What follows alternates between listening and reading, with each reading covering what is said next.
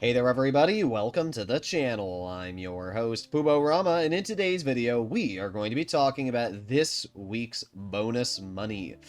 Yeah, it's not great, I'll be honest. I think everybody is being brutally honest, and we can all agree that the monetary income this week it's pretty bad. You have ×3 money on special vehicle work. Now, originally, I thought that meant vehicle cargo, but no, it means special vehicle work. That is these missions in front of me for the Ramp Buggy, Wastelander, Blazer Aqua, Phantom Wedge, Rocket Voltic, Technical Aqua, Armored Boxville, and Ruiner 2000. Now, while these missions don't really pay that much, the good news is that you're getting really important trade price discounts. And because of that, I still think that participating in these missions is actually a pretty good idea. For example, the Phantom Wedge is normally a $2.5 million semi-truck. But this week, you can pick the Phantom Wedge up for around $1.9 million, saving you $600,000 if you complete this mission, which you're also getting ×3 pay on. Same for the Ramp Buggy, another incredibly fun vehicle, which is super exciting to just roll around the map and launch all the vehicles around. It's another vehicle that normally you wouldn't have the trade price for, but completing these missions will give you it. And the Ruiner 2000, which is one of the most overpowered weaponized vehicles in the game, especially if you understand how to use VIP work, well, you can also get the trade price for that. So while these missions themselves are not giving you much money, you are saving close to $2 million just on the Ruiner 2000, the Phantom Wedge, and the Ramp Buggy. So it's actually not too bad. I don't know exactly how much they pay, because I'm recording this video a day before the missions go live, but you'll probably be looking at around $50,000 a completion, and that's not terrible. Now, one downside to these missions is that you do need 2 players to complete them, which is a bit of a bummer. So I do have my Discord linked in the description down below. If you want to find people to complete these missions with, click the link, ask for help. I am sure that there will be somebody to help you out.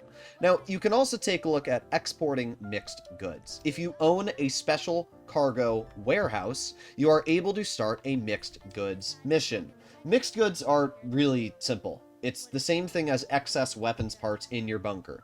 You have a 3-minute mission where you grab a truck and you bring it to a drop-off. This one being the cargo containers off at the docks. That's it. And it is double money this week, so instead of making $50,000 for a 3-minute mission, you'll make $100,000. It's actually pretty good, 1.5 miles, and it's already at the docks.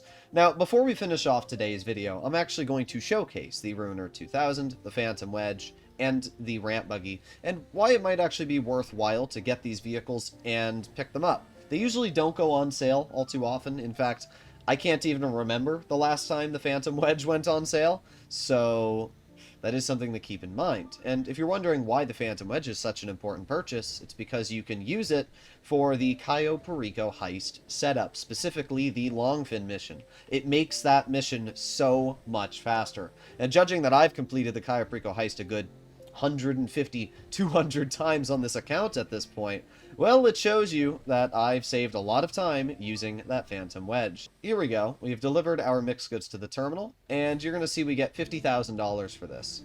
And by the time you're watching today's video, you'll make $100,000 for this. There's one big caveat when it comes to these vehicles, and that is the fact you can only store them inside of your vehicle warehouse. It's a little lame. I don't know why Rockstar at this point doesn't allow me to just drive my Ruiner 2000 to any of my garages, but nope. If you want your Ruiner 2000, if you want your Ramp Buggy or your Phantom Wedge, you are going to have to store these vehicles inside of a vehicle warehouse, which means you need to buy a vehicle warehouse, which will set you back about $1.5 million.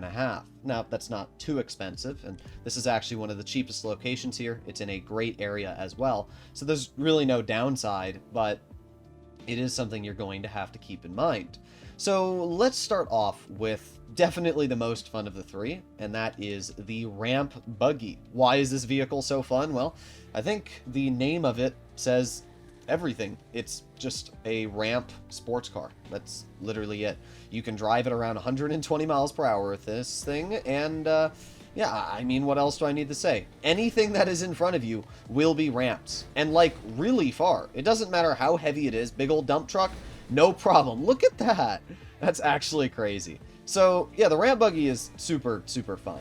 There used to be a bug with the vehicle. When 30 or more cars got ramped off of you, it would start smoking, and after another 10 or so, it would catch on fire and blow up. It really sucked, and a lot of OG players still think that's the case for the ramp buggy, but that's actually not true. Rockstar patched that, and they actually buffed the ramp buggy quite a bit, so it doesn't really smoke anymore when driving in the vehicles, which is pretty dang sweet, and it makes this a lot more fun to use. The ramp buggy is fast, and technically it's one of the fastest modes of transportation around the city. And the reason why is because I don't ever have to worry about cars getting in my way. I can just immediately smash them off the road. So yeah, the ramp buggy is just an absolute beast. By the way, you don't have to go into your vehicle garage to grab these cars. You can call them in just like any other personal vehicle. You'll notice that I have the Request Personal Aircraft and Request Special Vehicle tab. So if I want to call out, for example, the Phantom Wedge, I can simply request it through the vehicle tab, and then it will spawn in right next to me, just like my own personal car, which is actually pretty sweet.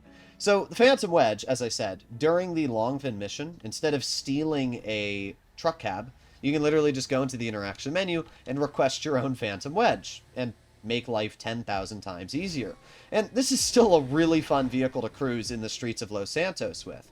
Now, I should mention, none of these special vehicles, apart from the Ruiner 2000, can survive any explosions, which is a bit of a bummer. I wish the Phantom Wedge could, but it definitely makes up for that with the fact that it's just a massive freaking semi-truck with a plow mounted on the front of it. And that brings me to my favorite of the three, the Ruiner 2000. Now, this vehicle without the trade price is $3.7 million, and with the trade price, $2.7 million. So you are saving a boatload of money getting your hands on the trade price for the Ruiner, and it's definitely a reason you should consider messing around with these special vehicle missions. Now you might be asking me, Poob, why would I ever buy a Ruiner 2000 when I can get my hands on a Toreador, or a Stromberg, how about a Deluxo, a Presser Mark II?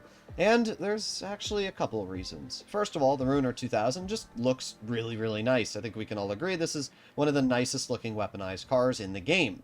Second of all, it has the most dangerous homing missiles in the game. The Ruiner 2000's missiles will not miss, and I'm not joking, they will not miss. If you lock on to a helicopter, a plane, a F-160 Raiju, if they don't have flares, they're cooked. These missiles will always hit. They are the fastest flying missiles in the game, and they have the best lock-on tracking maneuverability. They're insane. That's the first thing. Second thing is that even if there's something above you, because the Ruiner can jump, you can get a super easy lock-on even from flying vehicles, which makes this incredibly dangerous. It also has a parachute, which allows it to glide in the air, which is actually really, really dang fun. But the best part about the Ruiner 2000 is that you can actually call in a God mode version of the vehicle. If you go to SecuroServe, you go to VIP Work, and you specifically click on Fully Loaded, when you own a Ruiner, the game will now spawn you a special one in this VIP Work mission. I have to find... Oh my god, bro, it spawned all the way on the other side of the map. What the heck is this? Alright, now that we've made our way over to the Ruiner 2000, this is a stock Ruiner, as we can see. Doesn't look, you know, anything special. But here's the thing about it, right? The normal Ruiner 2000 only has 8 homing missiles. When you shoot those 8, they're gone. This vehicle has unlimited homing missiles, which alone is incredible. Not only that, but during this mission, you cannot get cops. And I don't know if you noticed, but this thing is also very durable. The fully loaded Ruiner 2000 can survive around 15 to 20 homing missiles, and not only that, you can't even lock homing missiles on. So it's basically an Amani-Tech vehicle with homing rockets that don't miss, and it can jump and fly. Plus it goes 127 miles per hour. I don't really think I need to say anything else. The fully loaded Ruiner 2000 is simply one of the most overpowered cars in the game. Now, the downside is that you can only do this VIP work, I think, once every hour, but it's really not that big of a deal. You get it for 20 minutes. You have 20 minutes of free range when somebody's messing with you in a public lobby. I can tell you right now, whenever I have somebody that tries to PvP or 1v1 me, just pull out this. Their Oppressor Mark II is meaningless because they'll never kill you. So yeah, These are actually really, really fun and important vehicles to get your hands on. I would say the Ruiner 2000 and specifically Phantom Wedge are super, super useful and have really helped me a lot of times, whether it's saving time on the Cayo Perico heist or just, you know, obliterating people that try to grief my product. So you can let me know your personal feelings, comments, and opinions down below. But at the end of the day, if you enjoyed today's video and you learned a thing or two, make sure to click that subscribe button, and I'll see you all in the next one. Bye-bye!